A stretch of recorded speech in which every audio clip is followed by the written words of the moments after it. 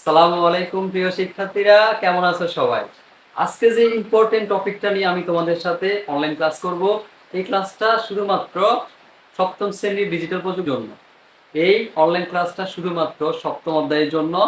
আজকে তোমাদের সাথে আমি অনলাইন ক্লাসে আছি, রাব্বি হাসান হিমেল স্যার। এই অধ্যায় থেকে তোমাদের বার্ষিক পরীক্ষায় অনেকগুলো প্রশ্ন থাকবে। সো যে প্রশ্নগুলো খুবই গুরুত্বপূর্ণ এবং মোস্ট ইম্পর্টেন্ট, সেই প্রশ্নগুলো নিয়ে আমি তোমাদের সাথে আলোচনা করব।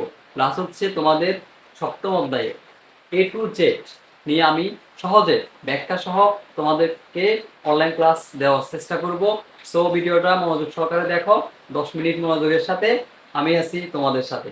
সো আর দেরি কেন, আমরা ক্লাসে চলে যাই।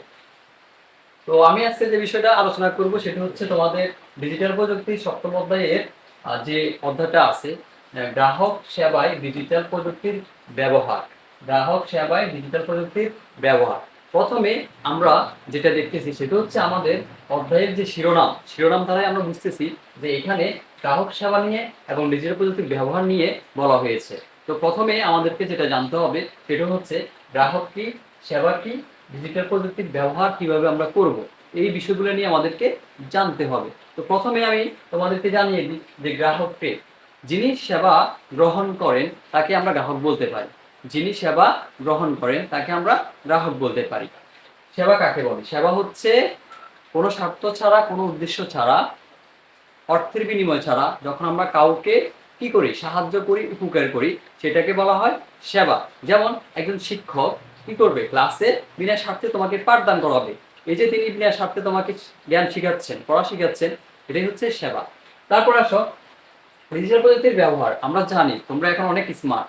এই যে তোমরা এখন আমার ভিডিওটা দেখতেছো, কিসের সাহায্যে দেখতেছো? তোমরা মোবাইল ফোন ব্যবহারের মাধ্যমে দেখতেছো।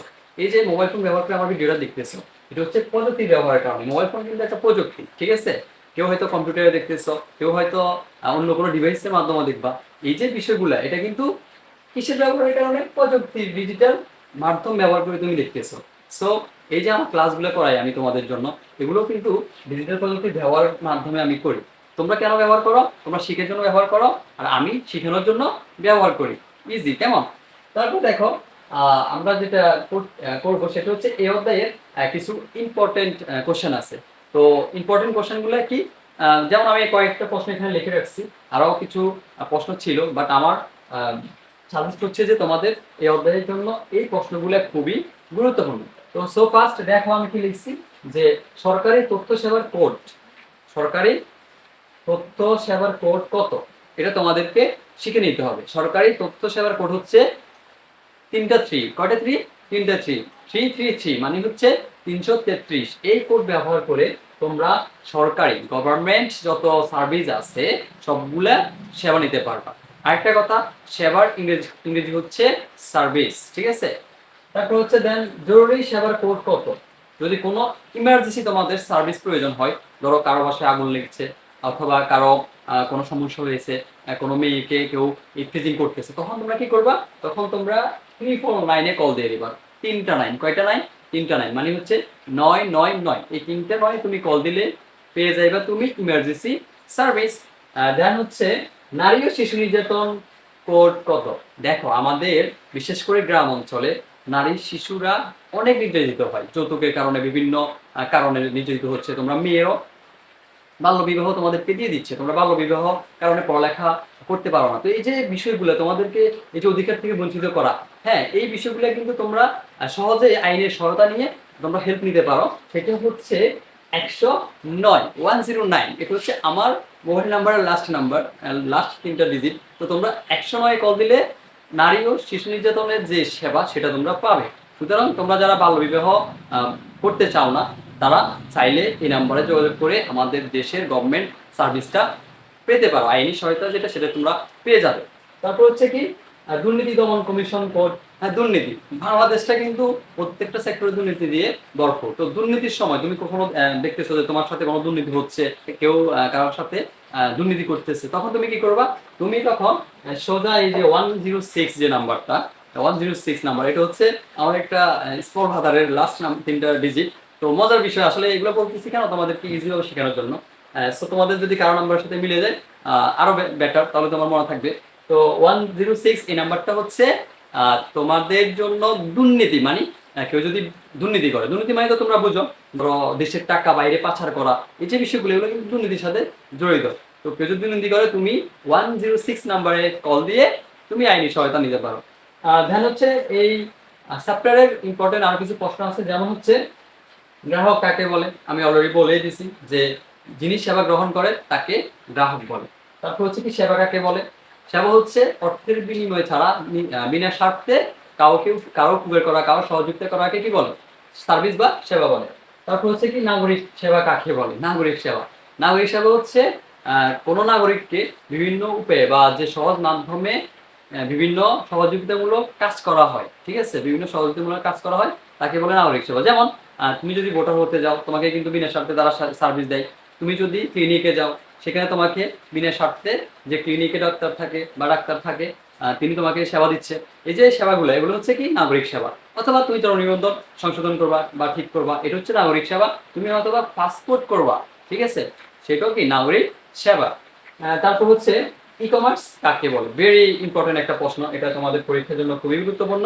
ই কমার্স কাকে বলে? আচ্ছা, প্রথম হচ্ছে ই কমার্সের মিনিংটা আমি তোমাদেরকে দিই। ই কমার্সের মিনিং হচ্ছে ইলেকট্রিক কমার্স। ইলেকট্রিক কমার্স মানে হচ্ছে ই কমার্সের ব্যাখ্যাটি হবে এক্সপ্লেনটা হবে ইলেকট্রনিক ডিভাইসের সাহায্যে অথবা কোনো অনলাইন ডিভাইসের সাহায্যে ক্রয় বিক্রয় করাকে কি বলে, ই কমার্স বলে। আর কমার্সের বাংলা হচ্ছে কি বাণিজ্য। বাণিজ্য মানে কি যেখানে ক্রয় বিক্রয় থেকে শুরু করে সমস্ত সমস্ত কিছু কি থাকবে, সবকিছুর একটা কি থাকবে, সমষ্টি থাকবে। ক্রয় বিক্রয় থেকে শুরু করে সবকিছু একটা সমষ্টি থাকবে। যেমন ই কমার্সের সাহায্যে তোমরা কি করতে পারো, যেমন আমি একটা এক্সাম্পল দিই। ধরো তোমরা এখন ঘরে বসে কি করতেছো, আমার ভিডিওটা মোবাইলে তোমরা দেখতেছো, এটাও ই কমার্সের আওতায় পড়ে। তবে তোমরা যদি ধরো অন্য কোনো কোথাও তোমরা প্রাইভেট পড়তা, তাহলে তোমরা কিন্তু টাকা দিয়ে প্রাইভেট পড়া লাগবে, ঠিক আছে না? তো তোমরা এখন যে এই কাজটা করতেছো, এই যে আমার ভিডিওটা দেখতেছো, ক্লাসটা দেখতেছো, অনলাইন ক্লাস, এটা কিন্তু তোমরা অর্থের বিনিময় না, সহজে করতেছো। কেমন? সাপোজ হয়তো তোমাদের কিছু এমবি যাইতেছে বা একটু সময় যাইতেছে, কিন্তু তোমরা টাকার বিনিময় ছাড়া সহজে আমার ক্লাসটা অনলাইনে দেখতেছো। এই যে একটা বিষয়, এটাও কিন্তু ই কমার্সের মধ্যে পড়ে। আর আমি এখানে তোমাদেরকে এই যে সহজে ভিডিওটা বুঝাচ্ছি এই মিডিয়ার মাধ্যমে অথবা ডিভাইসের সাহায্যে, তোমাদেরকে সহজে কি করতেছি, এই যে বুঝাচ্ছি, এটা আমার জন্য ইজি হয়ে গেল। তাহলে আমি আর কি করতে হলো না, তোমাদেরকে যাই পড়ানো লাগলো না বাসায়, ইজি। আরেকটু সহজভাবে বলা যায় ই কমার্সের ব্যাখ্যা, যে তুমি ধরো তুমি একটা বই কিনবা, কেমন, ধরো তোমার একটা বই পছন্দ হয়েছে, তুমি ফেসবুকে দেখছো, এখন তোমার বইটা তুমি কিনতে চাও, তোমার খুব আগ্রহ, তুমি খুব এক্সাইটেড যে তুমি বইটা কিনবা। তুমি কি করছো, ঘরে বসে এখন অর্ডার দিতে পারো, প্লাস হচ্ছে তুমি ঘরে বসে বইটা পেয়ে যাও। পে করার পরে তোমাকে তারা বাসার সামনে এসে কি করে, বইটা দিয়ে যায়। এই যে একটা সুন্দর একটা শৃঙ্খলা, একটা পরিবেশ, একটা ব্যবস্থা, এটা হচ্ছে ই কমার্সের কারণে। কেমন? আবার ধরো তুমি কোনো একটা খাবার খাইবা, তোমার খিদে লাগছে, এখন তুমি এমন একটা জায়গায় আছো যেখানে কোনো দোকানপাট তুমি ছিল না, তো তুমি কি করছো, সেখানে যাওয়ার পরে তুমি ফুড পান্ডাকে একটা অর্ডার করছো। ফুড পান্ডা বাংলাদেশের অলমোস্ট পপুলার একটা কি অনলাইন বিজনেস, যেটা তোমরা সবাই জানো। তারা কি করে, খাবার সেল করে থাকে অনলাইনে। তো তুমি অর্ডার করার পর তারা তোমাকে কি করলো, এই যে খাবার দিয়ে গেলো। তুমি ধরো সাপোজ একটা ফুচকা অর্ডার করলা, মেয়েরা তো ফুচকা লাইক করে, লাইক ফুচকা, ছেলেরাও ধরো করে, বা পিৎজা বা বার্গার এগুলা। তো এই যে এই কাজগুলো তুমি ঘরে বসে পাইতেছো সার্ভিসটা, সেটি হচ্ছে কি ই কমার্স। এবার আসো মোবাইল ব্যাংকিং কাকে বলে। মোবাইল ব্যাংকিংটা কি? মোবাইল ব্যাংকিংটা হচ্ছে একেবারে ইজি। দেখো তোমরা যে উপবৃত্তির টাকাটা পাও, যে স্টুডেন্টস তোমরা যে উপবৃত্তির টাকাটা পাও, যাদের উপবৃত্তি আছে, তোমরা কিভাবে টাকাটা পাও, মোবাইল ব্যাংকিং এর মাধ্যমে, ঠিক আছে। মোবাইল ব্যাংকিংটা একেবারে সহজ, তুমি ঘরে বসে লেনদেন করতে পারো। তার মানে আমরা যদি ব্যাখ্যা দিই যে মোবাইল ব্যাংকিং কাকে বলে, সেটা হচ্ছে অনলাইনের মাধ্যমে যে লেনদেন সংঘটিত হয় তাকে আমরা কি বলতে পারি, মোবাইল ব্যাংকিং বলতে পারি। ইজি, কেমন? সো এরকম আরো এক্সাম্পল দেওয়া যায়, যেমন কয়েকটা মোবাইল ব্যাংকিং এর আমরা নাম বলতে পারি বা অ্যাপসের নাম বলতে পারি, যেমন বিকাশ, নগদ, রকেট, হ্যাঁ, উপায়, এরকম আরো অনেক ইয়ে আছে। আবার অথবা আমরা এখন ব্যাংকে যে অ্যাকাউন্টগুলো করি সেগুলো আমরা অনলাইনের মাধ্যমে করতে পারি। তারপর হচ্ছে কি সেবাদাতা কাকে বলে। সেবাদাতা মানে কি, যেটা আমরা সেবক বলতে পারি। তো সেবাদাতা হচ্ছে যিনি সেবা দিয়ে থাকে, যিনি সেবা দেয় তাকে সেবক বলে, বা আমরা স্বেচ্ছাসেবী বলি না, ওরকম আর কি। তো এটা হচ্ছে সেবা দাতা। প্রিয় শিক্ষার্থীরা, দেখো এখানে আমি একটা কি করছি, আর্ট করছি। আর্টটা হচ্ছে এখানে আমি তোমাদেরকে বোঝানোর জন্য জাস্ট এক্সাম্পলটা, তোমরা যেন আরো ভালোভাবে ক্লিয়ারলি বুঝো। আসলে এত মাল্টিমিডিয়ার মানে উন্নত হয়েছে, বাট আমি তোমাদেরকে ওইভাবে ক্লাসটা দিতে পারছি না, এই জন্য দুঃখিত। তবে আমি বোঝানোর ট্রাই করতেছি, আশা করি তোমরা বুঝবা। এখানে গ্রাহক হচ্ছে ধরো সাপোজ উনি হচ্ছে গ্রাহক, ধরো ওনার নাম হচ্ছে আমি যদি বলি হিমেল, হ্যাঁ, তো উনি গ্রাহক এবং উনি হচ্ছে সেবক। তো ধরো সেবক হচ্ছে ধরো রনি, তো আমি তাকে সেবা দিব। কি সেবা দিব? সে আমাকে কল করলো, কল করার কারণ হচ্ছে যে তার এনআইডি কার্ডটা হারিয়ে গেছে, এখন আমি এটা যেন সংশোধন করে দিই।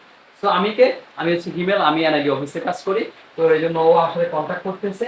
এখন তাকে যে আমি সেবাটা দিচ্ছি এই জন্য আমি হচ্ছে কি গ্রাহক, আর সে যে সেবাটা নিচ্ছে এই জন্য সে হচ্ছে সেবক। তারপরে দেখো এখানে একটা নেটওয়ার্কের আমি টাওয়ার দিয়েছি, ধরো এটা একটা টাওয়ার, তো এই টাওয়ারের মালিক হচ্ছে ধরো মেহেদি, মিস্টার মেহেদি। এটা বলতে পারি আমরা এক্সাম্পল, ধরো রবি, গ্রামীণ, এয়ারটেল, একটা যে কোনো একটা টাওয়ার, হ্যাঁ, তো ধরো আমি আই লাইক গ্রামীণ জিপি।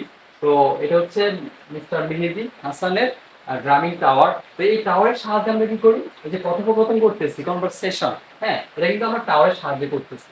সো এখানে এই টাওয়ারটা আমাদেরকে নেটওয়ার্ক সিস্টেমটিকে, নেটওয়ার্ক সিস্টেম যেটা সেটাকে দেখাচ্ছে, বা নেটওয়ার্ক সিস্টেমের কাজটা করছে, ইন্টারনেট যেটা। তো আমরা কি করতেছি, একজনকে উনি আমার রনি আমার থেকে সেবা পাচ্ছে আর আমি ওনাকে সেবা দিচ্ছি।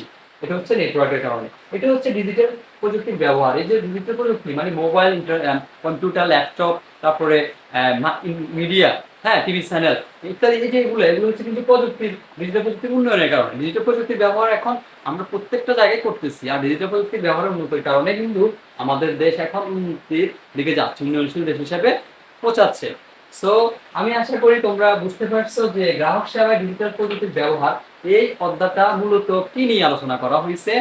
আর এখানে যে প্রশ্নগুলো গুরুত্বপূর্ণ সেগুলো আমি তোমাদেরকে নোট করে দিয়েছি, তোমরা চাইলে ওগুলো নোট করে লিখে দিতে পারো। প্লাস হচ্ছে আনসারগুলো আমি মুখে বলে দিছি, তোমরা ভিডিওগুলো বারবার দেখে আনসারগুলো লিখে নিতে পারো। আর হচ্ছে যে চাইলে তোমরা বুঝার জন্য এই আর্টটা করতে পারো, আরো সুন্দর করে রং করে ড্রয়িং করতে পারো। আর বাকিটা হচ্ছে যে তোমাদের ইন্টারনেট, নেটওয়ার্কিং আর ইন্টারনেট, প্লাস হচ্ছে পরবর্তী যে অধ্যায়গুলো আছে এবং বার্ষিক পরীক্ষার যে অধ্যায়গুলো আছে সবগুলো অধ্যায় প্রত্যেকটা বিষয়ে কম বেশি আমি তোমাদেরকে ভিডিও দেওয়ার চেষ্টা করব অনলাইন ক্লাসে। আর তোমাদের যদি কোনো মতামত থাকে অবশ্যই তোমরা সেটা কমেন্টে জানাবে। সো আশা করি তোমাদের ভিডিওটি অবশ্যই ভালো লাগছে এবং তোমরা বুঝতে পারছো। তো ভালো থাকবা, সুস্থ থাকবা, পরীক্ষার জন্য ভালোভাবে প্রিপারেশন নিবা। দেখা হবে নেক্সট কোনো ভিডিও নিয়ে, ইনশাআল্লাহ। আল্লাহ হাফেজ।